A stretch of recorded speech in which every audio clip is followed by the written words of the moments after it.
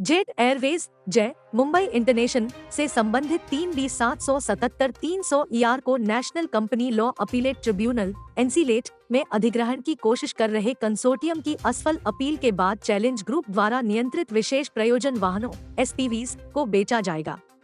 Airline दिवालियापन appeal अदालत ने कंसोर्टियम ऑफ मुरारी लाल जालान और फ्लोरियन फ्रिट्ज बनाम एस एविएशन 7 लिमिटेड और अन्य के मामले में 22 दिसंबर 2023 को कंसोर्टियम JKC द्वारा नेशनल कंपनी के अक्टूबर के आदेश के खिलाफ अपील करने के बाद अपना फैसला सुनाया। जेट एयरवेज की निगरानी समिति के लिए कानून न्यायाधिकरण NCLT 3 विमान खरीदने के लिए एस एविएशन के 2022 के समझौते का सम्मान करेगा।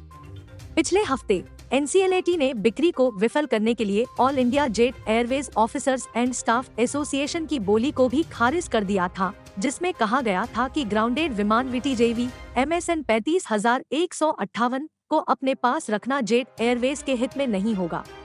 VTJS MSN 35,159 और VTJM MSN 25,162 ये तीनों मुंबई इंटरनेशनल में संग्रहित हैं। चैलेंज ग्रुप के CEO एशेल हेफेड्स ने पिछले हफ्ते के फैसले के बाद कहा, हम NCLAT के जेट एयरवेज के विमानों को एस एविएशन को बेचने की अनुमति देने के फैसले से खुश हैं। अदालती प्रक्रिया में हमारा विश्वास दृढ़ है और हमें विश्वास है कि इससे बिक्री को पूरा करने में आसानी होगी।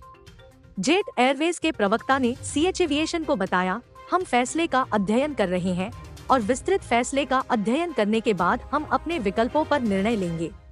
अप्रैल 2019 में जेट एयरवेज के पतन के बाद NCLT ने JKC को अधिग्रहण करने का अधिकार दिया। प्रारंभ में कंसोर्टियम ने कहा कि उन्हें B777-300 ER को बनाए रखने में कोई दिलचस्पी नहीं है। जब वे दोबारा लॉन्च होंगे तो नए विमानों को सुरक्षित करना पसंद करेंगे। हालांकि उन लॉन्च योजनाएं सुचारू रूप से नहीं चल रही है और JKC ने विमान को बनाए रखने के पक्ष में तर्क देते हुए रणनीति बदल दी है।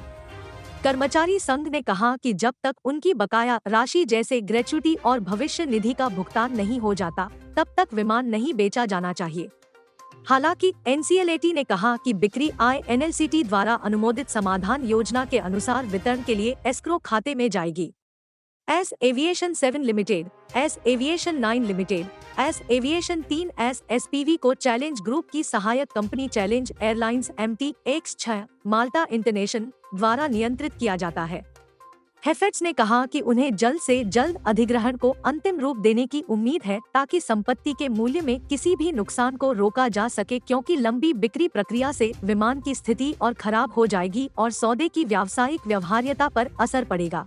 उनके SPV ने 2022 में विमान पर USD 4.6 मिलियन की जमा राशि का भुगतान किया।